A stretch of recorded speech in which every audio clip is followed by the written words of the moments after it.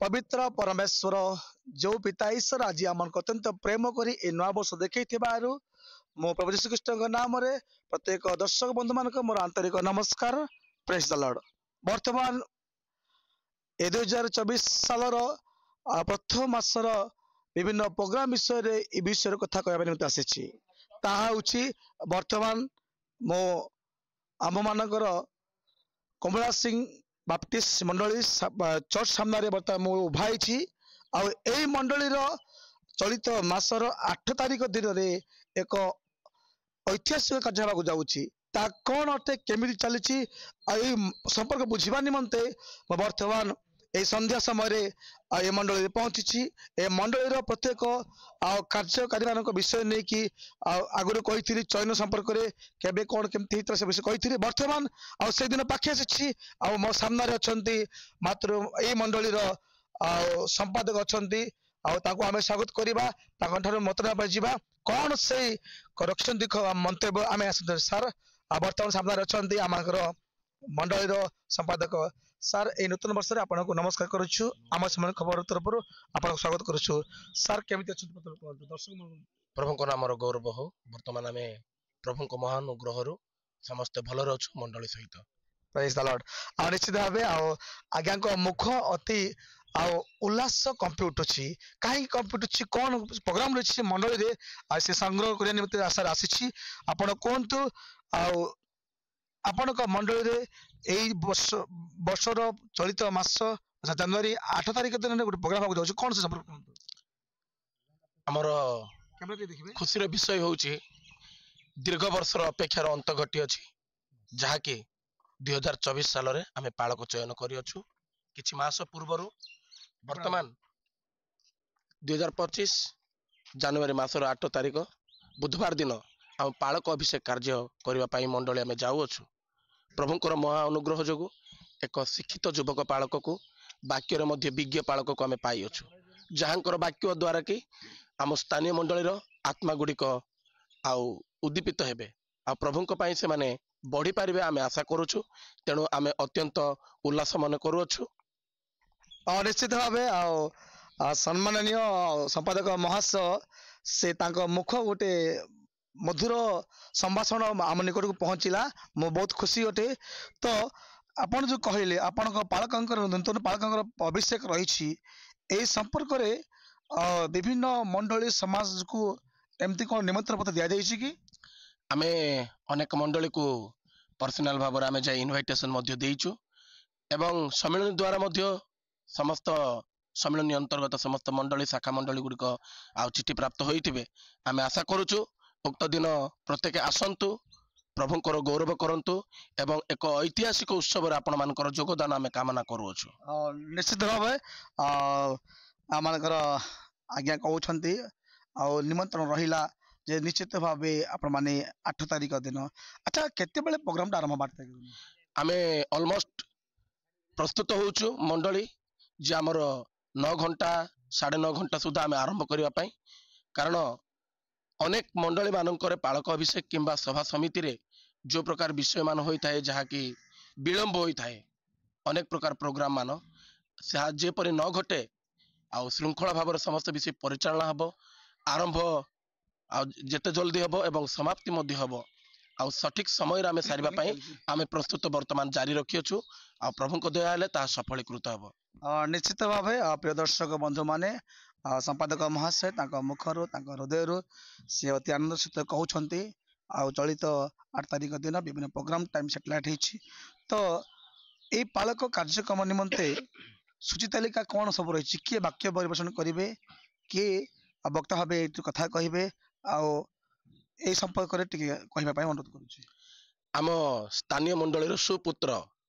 सम्मिलनी एवं सम्मिलनी बाहर प्रभुंक सेवा कार्यरत थिबा प्रभुंकर महान दास आचार्य परीक्षा बाबू को आमे उक्त दिनर प्रसंग वक्ता भाव में मनोनीत करियछु एवं आउ एक सुपुत्र जहाँकि आमर पालक आचार्य प्रभंजन पाणी से अभिभाषण प्रदान करेंगे एवं एमएसआई रो डायरेक्टर सुधीर कुमार माली उक्त प्रभुंक दास मध्य से अभिभाषण प्रदान करिवार कार्यक्रम रही अछि। निश्चित भाव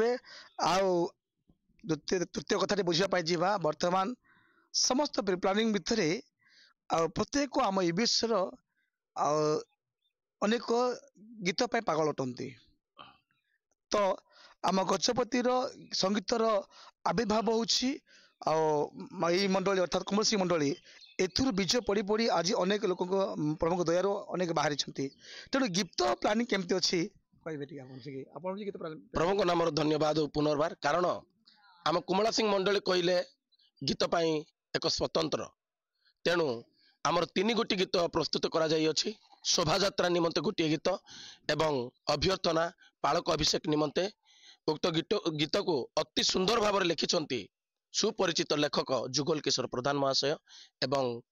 बहुत सुंदर ही गीत आपण मैंने शुणे आम अनुरोध करुचु आपण मैंने आसतु एवं उक्त